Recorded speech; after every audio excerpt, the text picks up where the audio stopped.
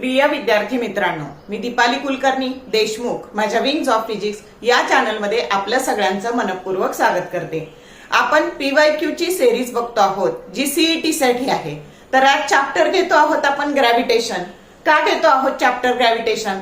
तर बऱ्याच मुलांनी 11वीचं वर्ष हे रेस्ट इयर घेतलेलं आहे आणि आता तुम्हाला 12वीचा अभ्यास करताना 11वीचे चॅप्टर ते पण करायला अजून तुमच्या हातात वेळ आहे आणि त्यामुळं तुम्ही जर 11वीचे चॅप्टर असे रोज 5-5 10-10 प्रश्न केले आणि तुम्हाला पीवायक्यूचं स्वरूप म्हणजे प्रिव्हियस इयर क्वेश्चन्स जर माहिती असले की स्वरूप माहिती असेल प्रश्नांचं कशा प्रकारे प्रश्न पडतात तर तुम्हाला त्या भागावर स्ट्रेस देता येतो किंवा काही शॉर्टकट्स वापरता येतात आणि म्हणून तुमचा स्मार्ट पद्धतीने अभ्यास या पीवायक्यू सिरीजमुळे निश्चित होऊ शकतो याची मला खात्री आहे। आणि म्हणून अभ्यास करण्याकरता तुम्ही त्या चॅप्टरचे पीवायक्यू बघा, कारण पीवायक्यू रिपीट होणारं महाराष्ट्र हे जे स्टेट आहे ते याच्यामध्ये खूप सारे महाराष्ट्र स्टेटच्या परीक्षेमध्ये सीईटीच्या परीक्षेमध्ये खूप सारे पीवायक्यू रिपीट होतात आणि त्यामुळं तुम्ही पीवायक्यू वर भर द्या अभ्यास करताना। आणि 11वीचे जे चॅप्टर आहे ना, आता सुट्टीत वेळ आहे तुमच्याकडे तर तुम्ही ते भरून काढू शकता। मागच्या वर्षीचा 11वीचा जो सिलेबस तुमचा बुडालेला आहे तर वेळ न घालवता आपण सुरू करूयात आणि बघूयात आजचा पहिला प्रश्न। प्रश्न असा आहे बघा, For a satellite moving in an orbit around the Earth at height h, the ratio of kinetic energy to potential energy is option A 2:1, B 1:2, C 1:√2 and D √2:1। मग आता आपण हे सगळं आधी बेसिक बघू बघा, म्हणजे तुमचं काय होईल की जी काही एनर्जीचे जे प्रश्न आहेत ना ते खूप वेळा विचारले जातात आणि म्हणून आपण बेसिक कडून त्या उत्तराकडे जाऊ। तर बघा, ही अर्थ आहे, तिची रेडियस कॅपिटल आर आहे आणि इतक्या उंचीवर बघा, ह्या एच इतक्या हाईटवर हा तुमचा सॅटेलाइट की ज्याचं मास एम आहे हा फिरतो आहे त्याच्या भोवती। मग आता त्याची जी कायनेटिक एनर्जी असते ना तिचा फॉर्म्युला असतो GMM divided by 2 × R + H। G gravitational constant आहे, कॅपिटल एम हे अर्थचं मास आहे, स्मॉल एम हे सॅटेलाइटचं मास आहे आणि आर ही पृथ्वीची रेडियस आहे आणि एच ही त्याच्यापासूनची हाईट आहे। ही झाली कायनेटिक एनर्जी। मग पोटेन्शियल एनर्जी जी असते ना ती पोटेन्शियल एनर्जी असते GMM मायनस असते ती GMM divided bye R + H। मग ही झाली पोटेन्शियल एनर्जी। मग आता बघा, आपल्याला टोटल एनर्जी आणि पोटेन्शियल एनर्जी बघा, पोटेन्शियल एनर्जी आणि टोटल एनर्जी ह्या नेहमी निगेटिव्ह असतात, लक्षात ठेवायचं। आणि बाइंडिंग एनर्जी कायनेटिक एनर्जी आणि बाइंडिंग एनर्जी ह्या नेहमी पॉझिटिव्ह असतात आणि त्या इक्वल असतात। बघा, मग कायनेटिक एनर्जी आणि बाइंडिंग एनर्जी इक्वल म्हणजे हे जे फॉर्म्युले आहेत ना हे तुम्हाला खूप उपयोगी पडणार आहे। म्हणजे हे एवढं नाही लक्षात ठेवलं तरी चालेल, याच्यावर सुद्धा तुम्हाला प्रश्नांची उत्तरे एका सेकंदात देता येतात आणि म्हणून ही गोष्ट खूप महत्वाची आहे। मग आता बघा, kinetic energy that is always equal to binding energy, both are positive, आणि kinetic energy that is negative of total energy, म्हणजे कायनेटिक एनर्जी और binding energy that is equal to negative of total energy. त्याच्यानंतर potential energy +2 × total energy. आलं का लक्षात? कारण ही negative येणार आहे, इथं निगेटिव्ह प्लस मायनस मायनस म्हणजे आपण पोटेन्शियल एनर्जी निगेटिव्ह येणार आहे।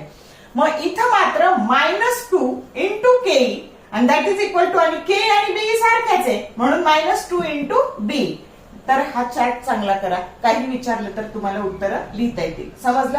सिच्युएशन कळली? मग आता तुम्हाला कायनेटिक एनर्जी आणि पोटेन्शियल एनर्जीचा रेशो विचारलाय। मग आता इथे कुठेही तुम्हाला दिलेल्या ऑप्शन मध्ये निगेटिव्ह नाहीये, म्हणजे पोटेन्शियल एनर्जीचं तुम्हाला मॅग्निट्यूड घ्यायचंय। मग मॅग्निट्यूड घ्यायचं याचा अर्थ वजा चिन्ह निघून जाणार आहे आणि तुम्हाला इक्वेशन 1 ने 2 ला तुम्ही डिवाइड केलं इथं तर GMM कॅन्सल झाले, R + H कॅन्सल झाले आणि शिल्लक राहिलं 1/2 म्हणजेच 1:2 रेशो आहे।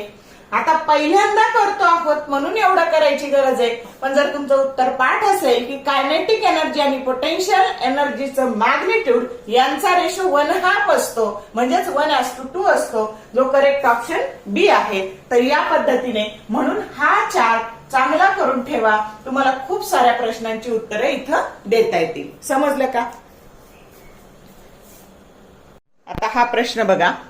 दी height above the earth's surface at which the acceleration due to gravity becomes 1 by nth time the value at the surface is capital R, that is radius of the earth. Option A, R by root n, B, R into root n, C, root n plus 1 in bracket outside bracket R, and D into bracket root n minus 1 and outside bracket R. असे 4 option दिलेले.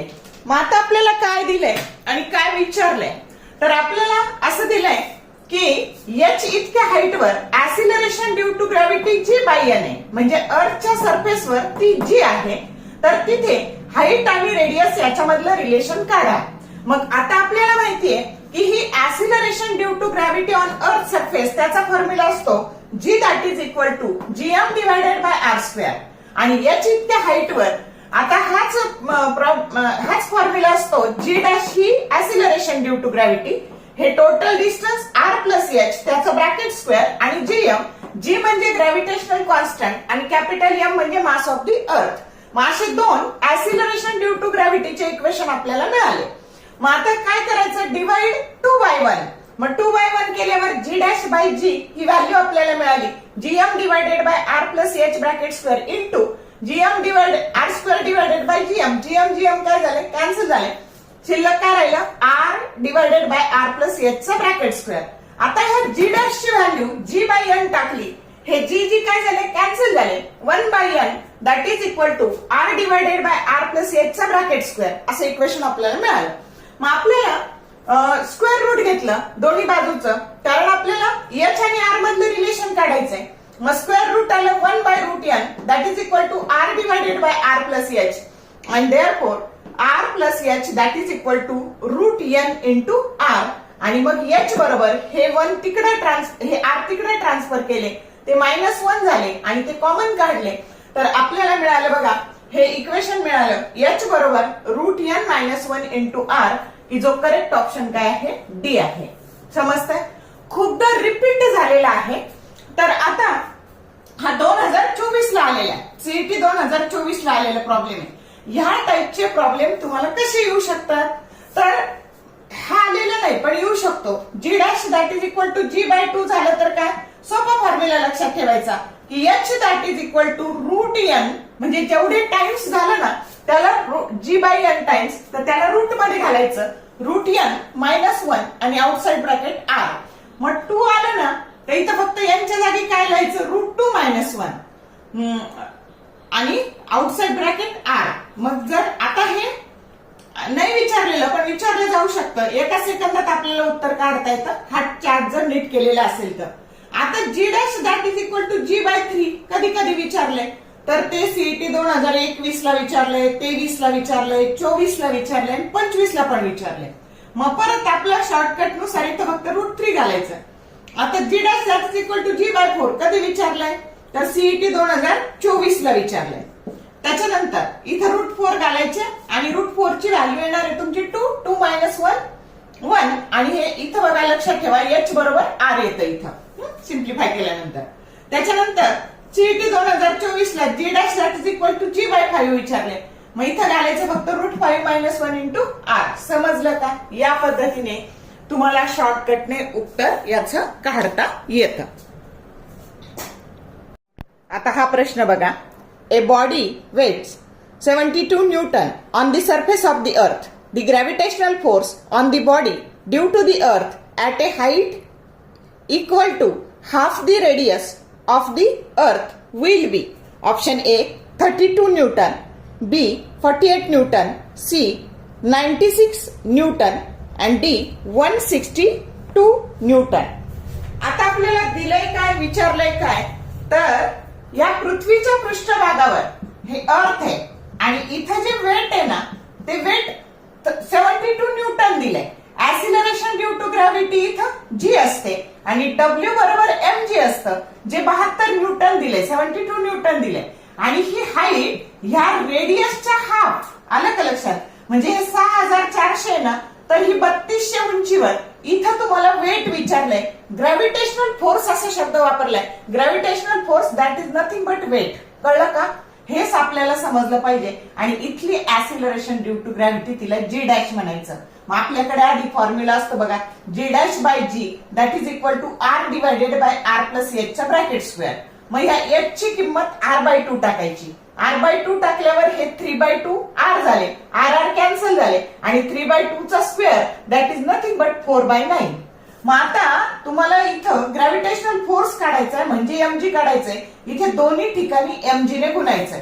मग mg dash म्हणजेच gravitational force आणि mg हे weight दिलेलं आहे तुम्हाला. मग याची किंमत टाकायची w डॅश आणि याची किंमत w. हे w डॅश काढायचंय आपल्याला. हे आलेलं आहे 4/9. या W ची किंमत तुम्हाला 72 न्यूटन दिलेली आहे, ती इथं टाकून द्यायची. आलं का लक्षात? तर इथं W ची किंमत 72 टाकली. 9 8 जा 72 आणि 8 4 जा 32 आणि म्हणून करेक्ट ऑप्शन आला बघा तुमचं 32 न्यूटन. हे झालं उत्तर, की जो करेक्ट ऑप्शन ए आहे.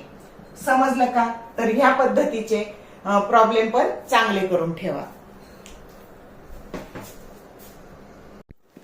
आता हा पुढचा प्रश्न बघा. The gravitational force between two bodies of mass m1 and m2 is F Newton. If m2 is displaced halfway between the distance of separation, the gravitational force between them is option A F by 2 Newton, B 2F Newton, C F by 4 Newton and D 4F Newton. आता आपल्याला काय सांगितलंय? तर अशी दोन masses आहेत आणि m1 आणि m2 मासेस आहेत आणि ते काहीतरी अंतराने सेपरेट झालेले. आपण त्याला आर असं कन्सिडर करू आणि म्हणून पहिल्या केसमध्ये हा जो फोर्स आहे gravitational force that is equal to G m1 m2 divided by R square. आता दुसऱ्या केसमध्ये m2 कुठं आणलं तर याच्या हाफ डिस्टन्सला आणलं. म्हणजे ही अशी केस आहे की ही m2 जे होतं ना ते इथून बरोबर r/2 इतक्या डिस्टन्सला आणलं आणि मग याच्यातला जो फोर्स आहे ना त्याला एफ डॅश असं म्हणायचं. मग m1 m2 दोन मासेसचा गुणाकार आणि त्याच्यामध्ये जे डिस्टन्स आहे त्याचा स्क्वेअर. मग याला जर आपण सॉल्व्ह केलं ह्या पद्धतीने हे झालं r²/4. डिनॉमिनेटरचं डिनॉमिनेटर दॅट इज न्यूमरेटर हे लक्षात ठेवायचं. म्हणजे हे 4 इथं मल्टिप्लाय झाले. G m1 m2 divided by R square आणि ही एफ ची किंमत आहे. म्हणजे हा नवीन फोर्स जो एफ डॅश आहे तो याच्या 4 टाइम्स झाला आणि म्हणून करेक्ट ऑप्शन आला आपला डी 4F न्यूटन. आलं लक्षात? मग इथे ट्रिक काय लक्षात ठेवायची? तर बघा जर इथं r/3 झालं, हे डिस्टन्स r/3 झालं तर फोर्स 9F होणार आहे. समजलं का? जर हे r/4 झालं तर फोर्स हा 16F होणार आहे या पद्धतीने. आणि जर निम्म झालं, समजा तुमचं याच्या निम्म झालं म्हणजे 2 टाइम्स झालं, 3 टाइम्स झालं तर तितके डिव्हाइड होणार आहे. आलं का लक्षात? तर या पद्धतीने आता हा जो प्रश्न आहे ना हा सीईटी जसा 24 ला विचारलाय तसा सीईटी 25 ला पण विचारलाय आणि म्हणून आपण हा टाईप घेतलेला आहे. कळलं का? का घेतलाय ते? तर हा ग्रॅव्हिटेशनल फोर्सचा टाईप चांगला करून ठेवा. तर बघा आजच्या या पीवायक्यूच्या भागामध्ये आपण काय काय कव्हर केलं. तर g dash by g that is equal to R divided by R plus h square या फॉर्म्युल्यावरचे प्रश्न कव्हर केले. एनर्जीचे प्रश्न कव्हर केले. त्याच्यानंतर न्यूटन्स लॉ ऑफ ग्रॅव्हिटेशनचे प्रश्न कव्हर केले आणि हे सगळे रिपीटेडली आस्क्ड आहे. आणि म्हणून तुम्हाला एवढे 3 टाईपचे जेवढे तुम्ही केले ना तरी तुम्हाला यातले बरेचसे प्रश्न रिपीट होणार आहेत. तर त्यामुळं हे सगळं आता 11वीचा अभ्यास केलेला नसेल तरी आता सुट्टी आहे तर सुरू करा. म्हणजे मागच्या वर्षीचा बॅकलॉग भरून यायला मदत होईल. समजलं? जर हा भाग आवडला लाईक करा, शेअर करा, कमेंट करा. All the best for your study and thank you for watching this whole video.